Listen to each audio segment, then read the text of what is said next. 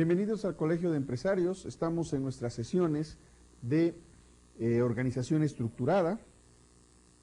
Espero que haya estado muy bien, que les haya ido muy bien, que hayan sido felices, como se los pido siempre, ¿verdad?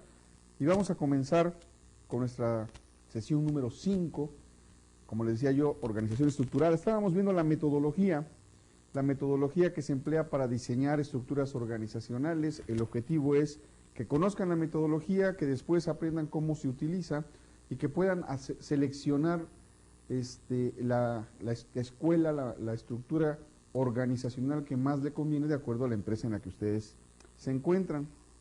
Hablábamos de la adhocracia. Muchos confunden la adhocracia con el sistema de comités. Una cosa es cómo funciona la empresa y otra es cómo está estructurada. ¿Cuáles son las diferencias? Por ejemplo, un comité son funciones que tiene que hacer un determinado equipo para lograr un objetivo en particular. Pongo un ejemplo. Viene la fiesta de fin de año y se establece un comité para seleccionar el lugar en donde se va a hacer la fiesta de fin de año.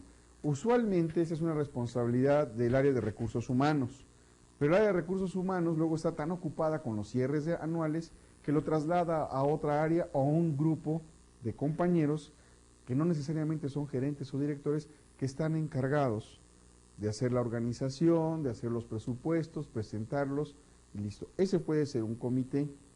Otro comité, les platicaba yo en sesiones pasadas, una empresa a quien le debo mucho de mi formación profesional, se hacían comités para llevar a cabo proyectos.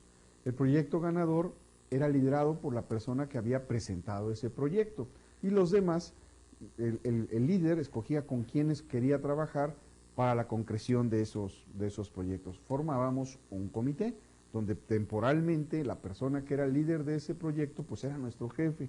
Entonces los comités se forman entre personas para hacer un equipo de trabajo en determinadas ocasiones y para objetivos muy precisos. La adhocracia es una estructura profesional de la organización que nos permite, ¿sí?, trabajar en la organización muy similar a como fuera un comité. Un comité es un grupo de personas, un equipo que está integrado por personas. La adhocracia es una estructura que está integrada por áreas funcionales. Por eso muchos los confunden. Por ejemplo, hablamos de una agencia de publicidad. Tenemos el área creativa, tenemos el área de relaciones públicas, tenemos el área de diseño, por ejemplo. Tenemos un área que dirige y que organiza, ¿verdad? Un director de publicidad que organiza a todos los demás departamentos. Pero si un director se encuentra con un equipo de trabajo, ¿sí?, elaborando ya un proyecto, pues ¿qué es lo que va a suceder si llega otro cliente? Pues no lo podrían atender. ¿Por qué? Porque están trabajando en un proyecto. Entonces, el área creativa siempre hay una gran cantidad de personas, como es igual el área de diseño, el área de relaciones públicas, y entonces se integra un nuevo equipo con un nuevo director. O sea, tenemos áreas funcionales en donde las personas que están ahí saben perfectamente bien qué función van a tener en el caso de que se les requiera. Es como un equipo militar, por ejemplo. Tenemos a los soldados, tenemos a los capitanes, y cada uno se va armando de acuerdo a las necesidades de la organización. Por eso se llama adhocracia, porque la estructura organizacional cambia de acuerdo con las necesidades que tiene la empresa. Les repito, esto es muy común, por ejemplo, en agencias de publicidad, en agencias de diseño gráfico, donde en algún momento, cuando la empresa es muy pequeña, todos están haciendo de todo, porque no hay opción, ¿no? Si no el trabajo no resulta.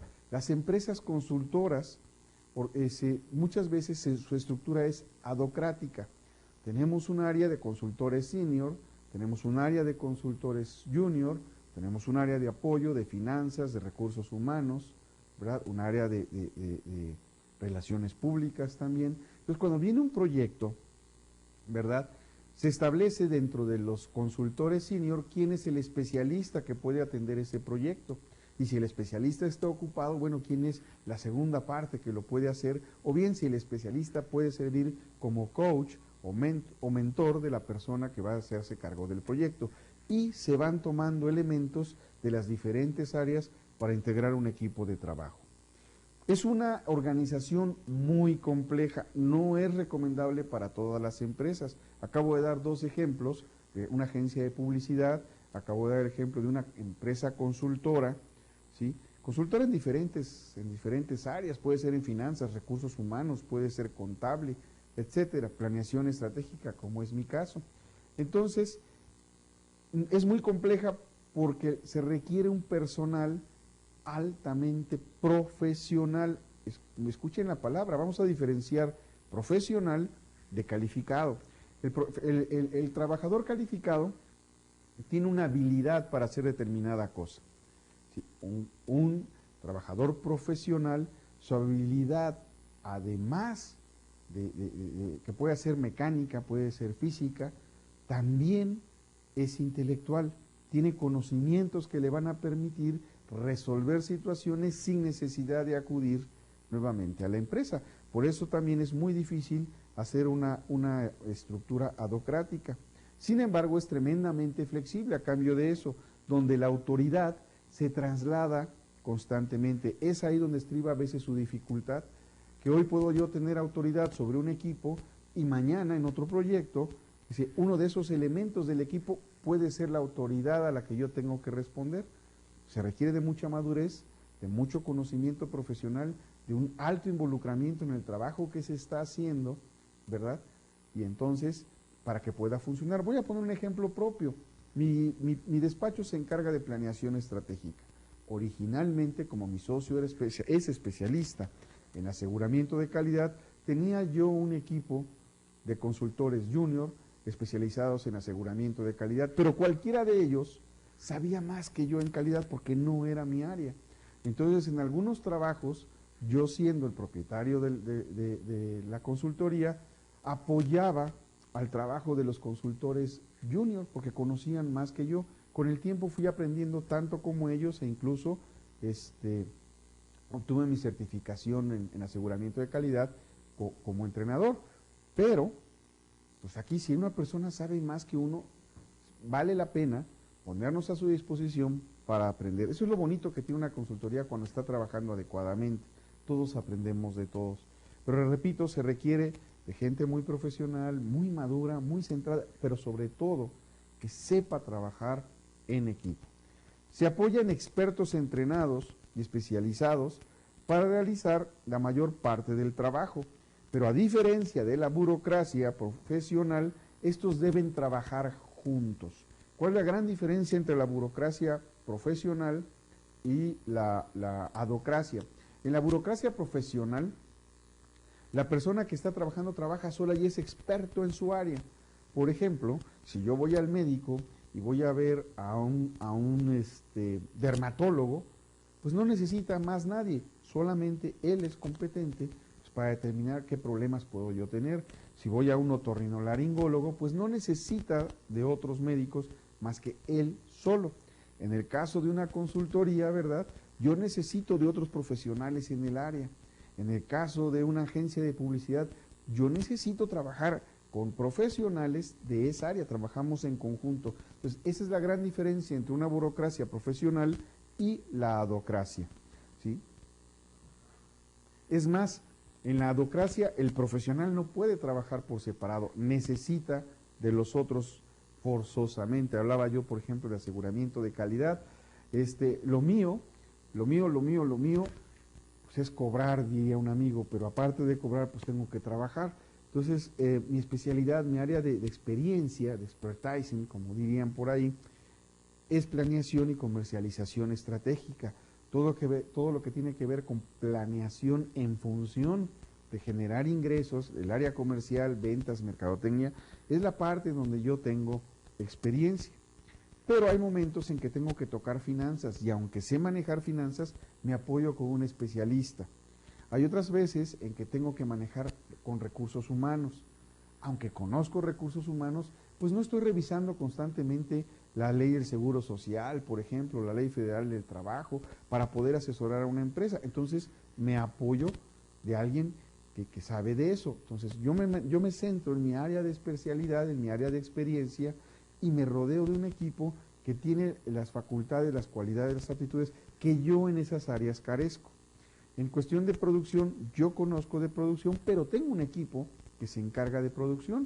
La mayoría de ellos son ingenieros industriales que me dan las 20 en las malas en cuanto a procesos industriales. Trabajo con ellos, aprendo de ellos, ¿verdad? Pero ellos estudiaron, se prepararon para hacer eso, entonces lo conocen mejor y a mayor profundidad que lo que yo puedo conocer. Entonces, el compromiso es común y hay que trabajar total y absolutamente coordinados. No sé si ustedes alguna vez, seguramente sí, pero los voy a hacer pensar en ello, han caminado alrededor de una obra. Sobre todo las niñas se van a acordar porque los albañiles son muy coquetos, ¿sí? Y aquí voy a hacer un paréntesis. Tenía yo a un maestro, el maestro Pedro, me viene a la mente el maestro Pedro, porque cómo era enamorado el maestro Pedro. Cada vez que pasaba una chica, no le silbaba, él era más ingenioso, le decía un piropo inventado en ese momento, algunos muy subidos de tono, sinceramente hasta a mí me daba pena, y otros muy bonitos, no recuerdo en este momento algunos, pero lo que sí recuerdo es que al maestro Pedro, cada vez que le aventaba un piropo a una de las chicas que pasaba por la obra, se reían, se terminaban riendo, no les caía mal, no les molestaba, les repito que era muy ingenioso. ¿Y por qué era muy enamorado? Porque siempre traía una novia diferente, el maestro Pedro, y chicas guapas, ¿eh? Y además de que se llamaba Pedro, se parecía a Pedro Infante, entonces se sentía Pedro Infante, el canijo. Entonces, chica que pasaba, chica que piropeaba. Un día le digo al maestro Pedro, oiga maestro, pues usted se la pasa piropeando a todas, póngase a trabajar. Y me dice, no hombre Inge, mire, de 100 que tire, con una que le atine, es una probabilidad del 1% y con eso me conformo. El maestro Pedro me enseñó probabilidades. A veces el 1% de algo es muchas veces mejor que el 100% de nada. Y lo recordé porque en una obra, precisamente en construcción, recuerden que mi formación es de ingeniero civil, aunque tengo la maestría en administración y estudios de mercadotecnia, una obra, cuando ustedes pasan por una obra en proceso, se ve mucha gente trabajando y ninguno choca, son como hormiguitas. Y los que no saben qué está pasando, pues ve gente que entra, sale, sube, baja, lleva cosas, trae. Pero lo que no se pone a pensar es que, primero que nada, no todos son albañiles. Hay albañiles que son los representativos de una construcción, pero también hay plomeros, hay herreros, hay carpinteros, hay capataces, ¿sí? Hay pintores, hay yeseros, hay azulejeros. Como se van dando cuenta, hay una gran cantidad de personal que está trabajando en una obra, y si es un edificio grande, pues están los instaladores de las divisiones de las diversas oficinas, las personas que se especializan en poner pisos. Bueno, eso, cada uno de ellos trabaja como una burocracia profesional. No es una adocracia, sí tiene una estructura, pero requieres de muchos trabajos profesionales, de burocracia profesional, para que eso pueda realizarse. Si ustedes, por ejemplo, pasan, los que viven en ciudades grandes donde hay metro, cuando ustedes se suban a una estación, piensen en todos los elementos que ven, y para cada elemento hay un especialista, el que colocó las mamparas, el que colocó las luces, los drenajes, las vías del ferrocarril, la instalación eléctrica, la instalación electrónica. Es un grupo de profesionales que trabajaron solos como burocracia profesional, pero que fueron estructurados de tal suerte que pareciera adocrático. Entonces, la adocracia es la función, ¿sí?, en división del trabajo. La burocracia profesional es individual. En la adocracia, los expertos están dispersos a través de toda la estructura, y no solo en el centro operativo como en la burocracia profesional. La autoridad está distribuida en forma dispareja. Les decía en forma dispareja porque yo puedo ser el dueño de la consultoría y en algunos trabajos, en algunos proyectos, yo no me presento como dueño, soy un elemento más del equipo de trabajo, ¿sí? La autoridad entonces se distribuye en una forma dispareja, no desigual. Sí hay jerarquías, sí se respetan las jerarquías, pero hoy yo puedo ser el jefe y mañana yo puedo ser un subordinado. No fluye de acuerdo al estatus o a la jerarquía, sino a donde se encuentre el experto que en ese momento se necesita para tomar una decisión. Cuando el problema es negocios, cuando es comercialización, cuando es punto de ventas, cuando es incrementar POPs, etcétera, ahí entro yo. Cuando se trata de finanzas, cuando se trata de recursos humanos, cuando se trata de procesos productivos, cuando se trata de aseguramiento de calidad, mi equipo es quien se hace cargo, ¿sí? Y yo tranquilamente me hago a un lado porque confío en ellos y porque traen la experiencia, han adquirido más experiencia y van creciendo junto con nosotros. Hay muchos administradores en la adocracia. Esto crea pequeños ámbitos de control, producto del tamaño reducido de los equipos de trabajo. Los administradores no ejercen control en forma tradicional, sino más bien están preocupados por la integración de los diferentes equipos. Es como una pieza de rompecabezas, ¿sí? El administrador que está trabajando en este tipo de estructuras está armando las piezas del rompecabezas para formar la figura que corresponde. Esta figura que corresponde es el trabajo que están realizando, el objetivo que tienen que cumplir para la empresa. La autoridad, entonces, se basa en la competencia, no en la competencia de ver quién puede más, sino en la competencia que nos habla de la habilidad, la aptitud y la actitud para hacer algo, ¿sí? No está entonces ligada a la jerarquía. Me vuelvo a poner lastimosamente como ejemplo. Puedo yo ser el dueño de un despacho y sin embargo en algunas áreas yo trabajar como un colaborador más con mi equipo, ¿verdad? Perdiéndose la separación línea-staff, más adelante verán qué es esto. Se empaña la diferencia en la cúspide y en el resto de la estructura, ¿sí? Ahí es donde queda enfocada la adocracia. O sea, pues puedes ser jefe, pero en este punto tú eres un elemento del equipo y no eres la máxima autoridad. Las decisiones se toman en función del administrador. Les voy a platicar un caso de una empresa donde teníamos un problema de producción severo y la empresa no había encontrado en dónde estaba el problema. Entonces mi especialista en producción, ya habíamos hecho la investigación, ya habíamos obtenido la información, recabamos los datos para tratar de encontrarle una solución al proceso que se estaba complicando y no encontrábamos por dónde. La persona que estaba a cargo del proceso, que no entra inmediatamente porque primero recabamos la información, y luego la llevamos a gabinete, al escritorio y ahí la analizamos, ¿sí? La persona que estaba a cargo de los procesos, en ese momento, uno de los muchachos, ingeniero industrial, estaba comprometido en otra tarea y no lo podíamos distraer. Entonces, mientras nosotros avanzamos, cuando llegó a nosotros me dijo, oiga, ¿cómo están las relaciones personales entre la supervisión y los obreros? Y nos quedamos viendo así, dice, oye, eso nunca lo preguntamos. No, pero este es un problema que técnicamente no se ve que haya problema, entonces el problema debe de ser humano. Ah, caray, de la siguiente visita nos acompaña él y encontró el problema. Encontró el problema humano, de resentimientos, de lucha de poder entre ellos, y eso es lo que estaba entorpeciendo el proceso. Nosotros, como no estamos acostumbrados a trabajar en esa área, no entendíamos qué podía hacer. Era un serio problema de liderazgo. La persona que estaba a cargo de la planta, ¿sí?, pasó por un momento familiar de crisis y perdió el liderazgo con sus compañeros. Finalmente se resolvió.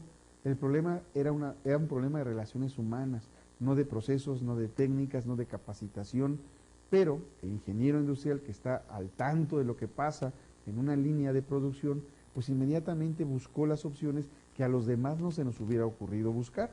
Esa es la razón por la cual no hay precisamente una jerarquía, ¿sí? Las estrategias no fluyen desde arriba, sino más bien se van desarrollados en virtud de las tomas de decisiones que sean necesarias hacer.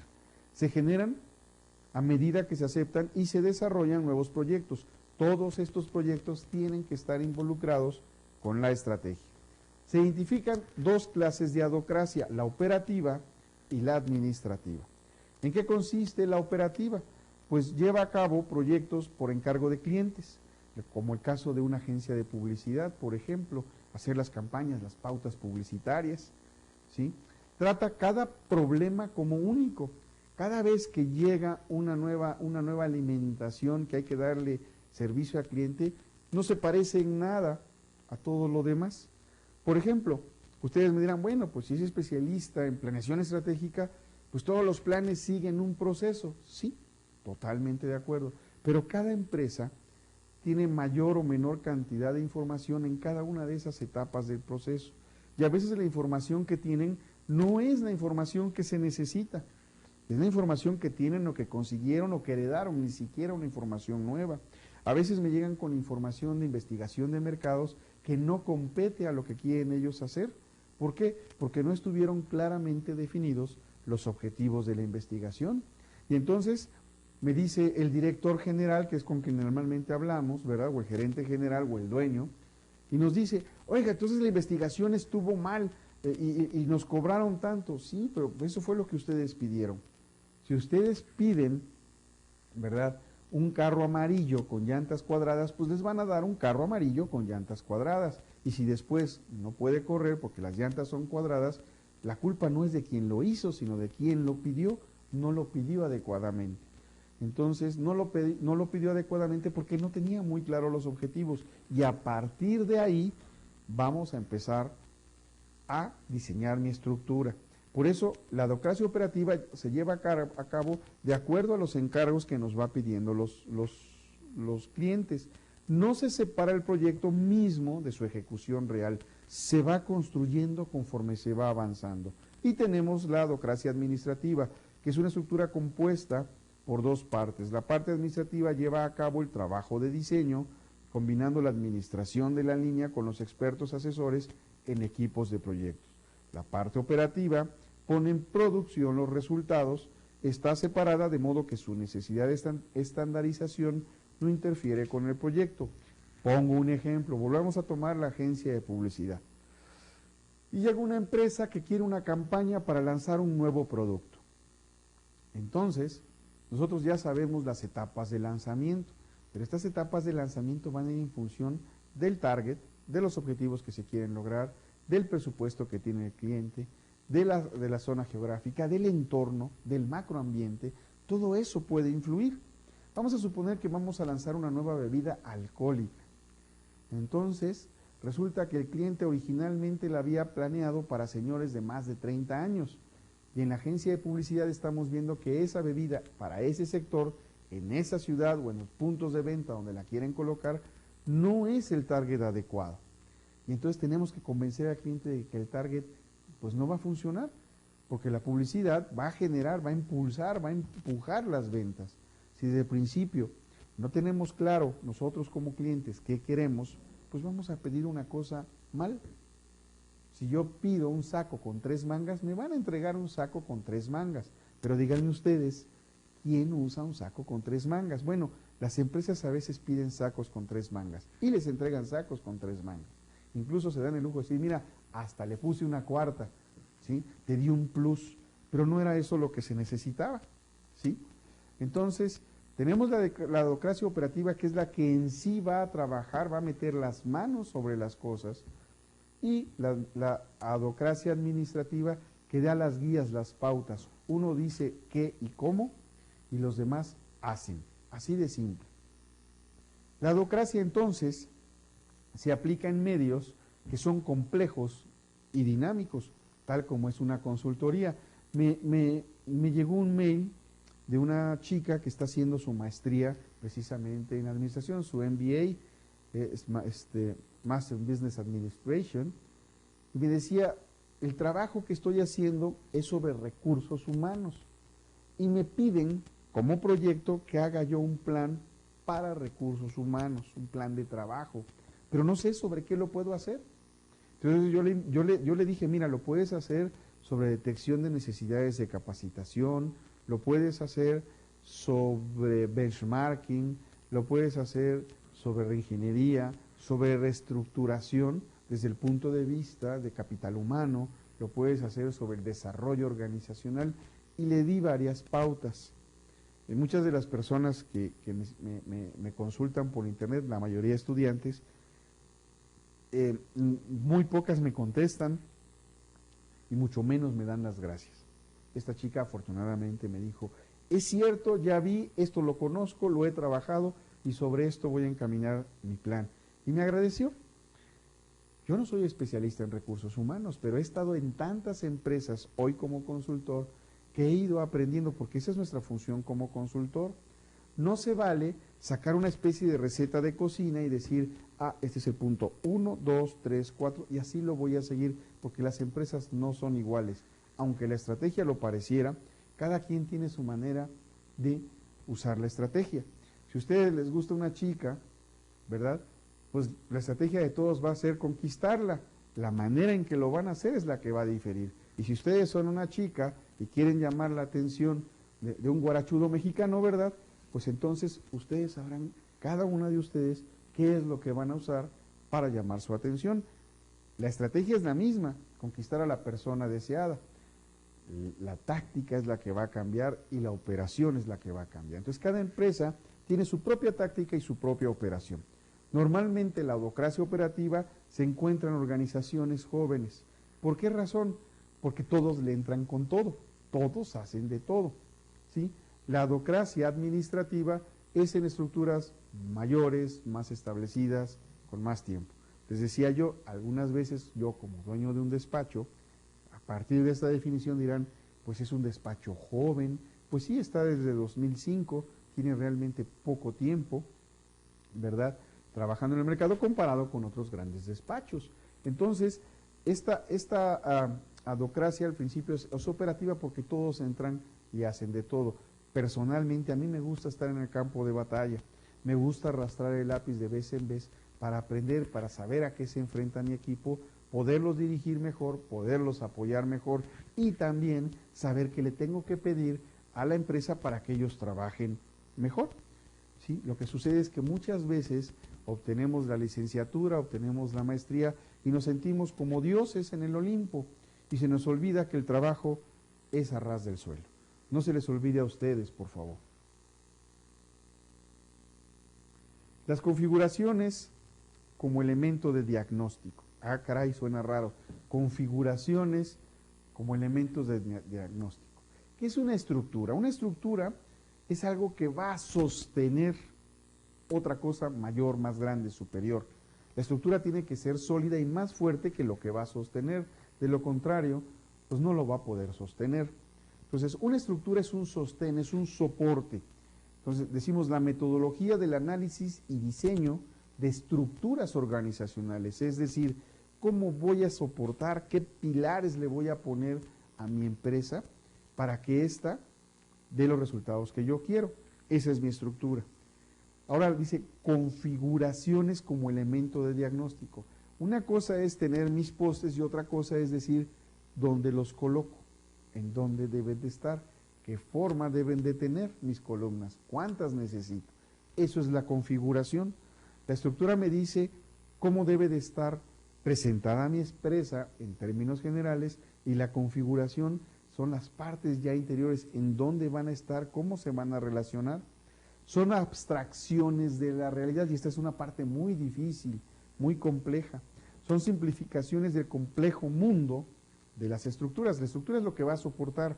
La configuración es dónde lo voy a poner para que soporte. Ahí es donde me sirve mi carrera de ingeniero. Yo sé que si quito una determinada columna, pues se me cae una losa, un techo. ¿Sí? Entonces yo debo de saber en dónde puedo colocar y en dónde no necesito colocar una columna. Esa es mi configuración. Pueden ser diagnosticadas, ¿verdad? Pueden ser utilizadas, para diagnosticar problemas de diseño. Puede suceder que haya rota una línea de comunicación y que siempre estuvo así y por el tiempo siempre lo mantuvieron así y cada vez que llegaba alguien y le preguntaba, oye, ¿por qué esto es así? Decía, pues así es. Y no le mete las manos para componerlo, simplemente pues así es y así le sigo. O quien intentó cambiarlo pues no le hicieron caso. Es muy común que la cabeza de la empresa, de la organización, usualmente le hace más caso a las personas externas, llamados especialistas o consultores, que a su propia gente.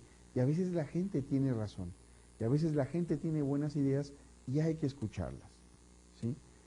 Entonces, cuando yo quiero detectar qué problemas tiene, tengo que analizar primero cómo es la estructura funcional de la empresa, y cómo se comunica entre ellas, cuáles son las redes por las cuales se comunica.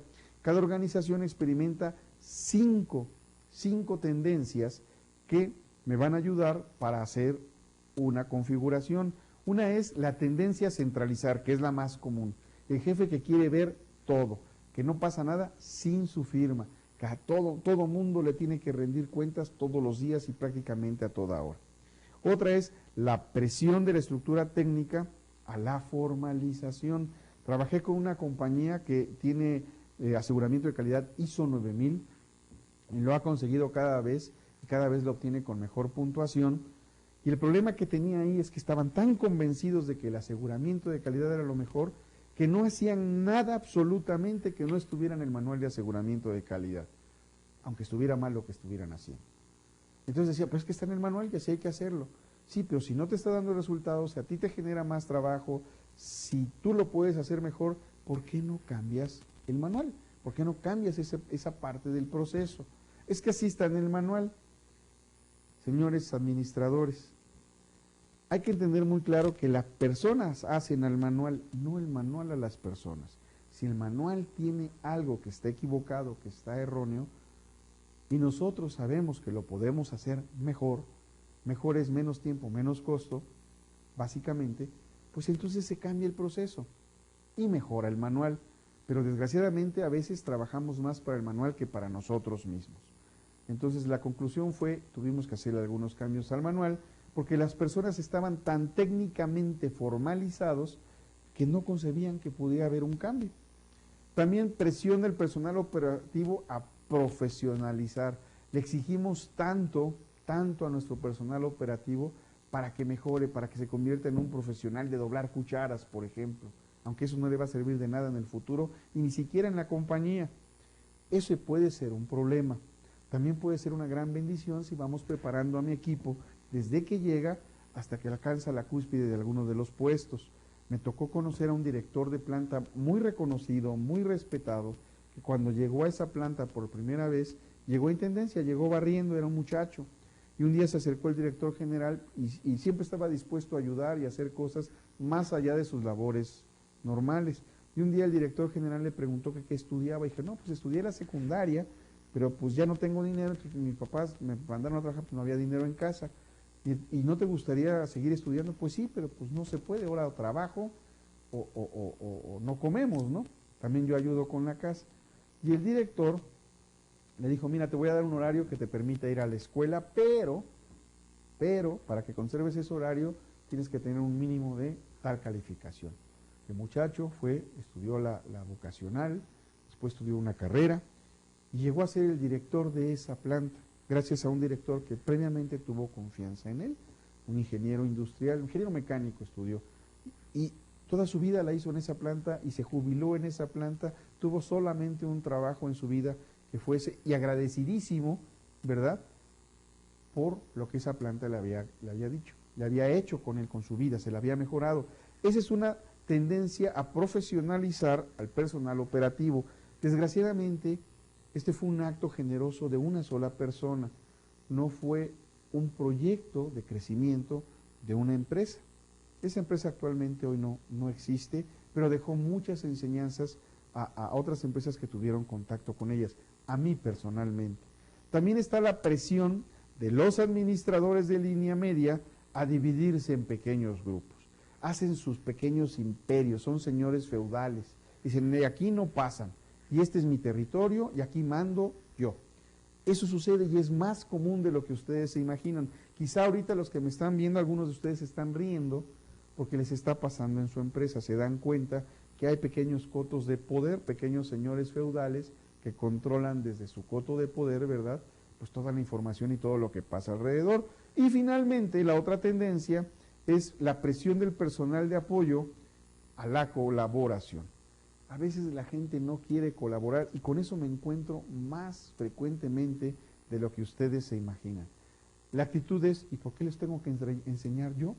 A mí me costó trabajo que le cueste trabajo a ellos. A mí nadie me enseñó, aprendí yo solo. ¿Para qué les enseño? Ellos también van a aprender solo. Oye, yo tengo 20 años, ¿verdad?, rompiéndome la cara todos los días. ¿Cómo les voy a pasar mis conocimientos a estos cuates que acaban de llegar? Esa es la actitud. Lo que no pensamos que es que en la medida en las personas estén capacitadas, mi trabajo se desahoga. Recordemos Éxodo 18, donde Yetro le dice, hey, deja jefes de 1000, de 100, de 50 y de 10, delega para poder trabajar mejor. Muchos no lo ven así, lo ven como estoy regalándoles mi conocimiento que tanto trabajo me costó lograr, cuando en realidad en la medida que compartimos conocimientos, se nos regresa, nos revierte y nos va mejor y aprendemos más. En el camino vamos estableciendo relaciones que se llaman networking, que el día de mañana alguien me llama a mí porque me necesita para un trabajo en particular y se acordó de mí y se acordó que yo no soy egoísta y que le compartí algo. Claro, también habrá gente que en el camino no agradece. No hay que preocuparse por eso. En la vida diaria nos pasa con nuestros amigos. De pronto un amigo de toda la vida se va, nos deja, nos engaña, habla mal de nosotros a nuestra espalda. Si eso sucede en la vida diaria, pues no se preocupen porque sucede en el trabajo. Es naturaleza humana. Así lo tenemos que entender y lo tenemos que entender también como algo que no es personal, es profesional. De esa manera nos vamos a quitar de muchas telarañas mentales y vamos a poder trabajar mejor. Donde una tendencia domine, junto a las condiciones favorables, la organización se inclinará por esa configuración. Lo que les dé resultado, ¡prum!, se cierra. Entonces, como en el fútbol americano, ¿no? Si esta jugada te da yardas o te da puntos, síguela utilizando hasta que te la descubra el contrario. Bueno, es lo mismo que sucede en las empresas. Cuando ven que una de estas tendencias es la que les funciona, se casan con ella y ya no se quieren divorciar, porque hay momentos en que hay que divorciarse, porque las situaciones internas o externas o ambas pueden cambiar. Entonces se casan con esa idea y es que siempre nos dio resultado, ingeniero. A veces me dicen, nos dio resultado, ingeniero, y no sé por qué ahora no me está dando resultado. Pues las condiciones cambiaron, ya no son las mismas. Lo que antes pudo no haber funcionado, hoy puede funcionar. También lo que antes funcionó, hoy podría no funcionar. Entonces necesitamos cambiar. El cambio siempre es un problema para la mayor parte de las personas. Tenemos una gran resistencia al cambio.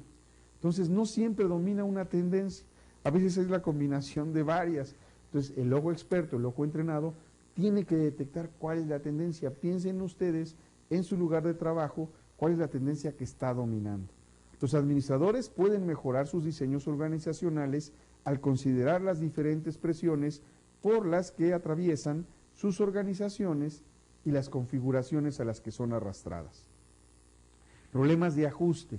Ya encontré cuál es la tendencia, ya vi las 5 tendencias que pueden haber, ya por ahí puedo buscarle en una estructura organizacional qué mejoras hacerle a esa estructura, si poner más columnas o quitarlas o moverlas y cambiarlas de posición.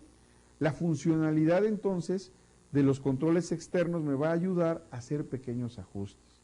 La incoherencia de los elementos internos, les digo, las líneas de comunicación, duplicidades de trabajo, a veces lo hacen triple, ni siquiera doble, copias que se van para acá, para allá, y algunos le preguntan, bueno, ¿y esa copia para qué la usas? Ah, pues yo la archivo aquí.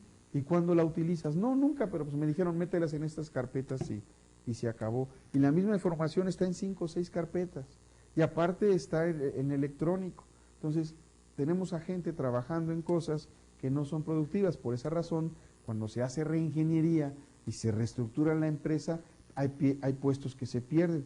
Se fueron creando conforme la empresa creció, y cuando alguien se sienta a decir, a ver, un alto, a ver cómo, si yo tuviera que hacer esta empresa, la haría igual, y se empiezan a dar cuenta que hay trabajos que no se tenían que hacer y que tenemos a personas ahí haciéndolo. Y si no se tenían que hacer y tenemos personas haciéndolo y tenemos que prescindir de ese trabajo, quienes van a padecer son las personas. Por esa razón es importante estar muy pendiente de la estructura organizacional, ¿sí? ¿Cuáles son los componentes que no se ajustan? ¿Qué hay que hacer? Me tocó en una empresa donde el vigilante de la entrada maltrataba a las personas y me llaman porque las ventas estaban bajando. La primera vez que llego, toco el timbre 2 veces cortas, prim, prim, es lo que se me hace educado, lo que se me hace correcto, y por el altoparlante me contesta el vigilante y me dice, señor, con una vez era suficiente, ¿qué no ve que me regañan? Ni siquiera yo le veía la cara. Y ya me estaba regañando. Ya me estaba diciendo que lo iban a regañar por tocar 2 veces. Después, cuando estoy en la empresa, me doy cuenta que cada vez que llegaba alguien, la chicharra, el timbre que había, sonaba en toda la empresa. La entrevista que tenía yo con el director general era interrumpido por esos sonidos de ese timbre. Le pregunté por qué es así. Dice, es que antes no abrían la puerta a la primera y entonces el gerente de recursos humanos decidió que con esa chicharra nos vamos a dar cuenta si el vigilante abre o no abre la puerta a tiempo, o contesta o no contesta. Y dijo, ¿y por qué no pones una camarita? ¿O por qué no pones la chicharra pero en la oficina del gerente, que fue su idea, y no molestas a toda la empresa? ¿Sí? No, es que mira, al final descubrimos que el problema era el policía, que no tenía nada que ver con la empresa, que además era ajeno, que estaba alejando por su actitud que la gente fuera a la empresa. ¿Sí? Era una empresa que vendía instrumentos musicales. ¿Sí? Les dije, la opción es entrenen al vigilante antes de cambiarlo. Terminaron cambiándolo porque el vigilante realmente tenía una mala actitud. Él era policía y estaba acostumbrado a gritar y a maltratar, además venía de un reclusorio. Entonces no era la persona adecuada para hacer ese trabajo. Además, no era interno de la empresa siquiera, pertenecía a una agencia una empresa de seguridad. La estructura a veces no se adecúa a la situación, pudiera ser necesario cambiar el contexto, cambiar la estructura para que se adecúe a las nuevas situaciones. Es mejor adaptarse antes que seguir la moda. La consistencia, la coherencia y el ajuste son críticos. Todo debe de estar armónicamente trabajando. Elementos de las configuraciones, pues tenemos elementos estructurales, la especialización del trabajo, que es el número de tareas que hará determinado trabajo y control de trabajador en ellas.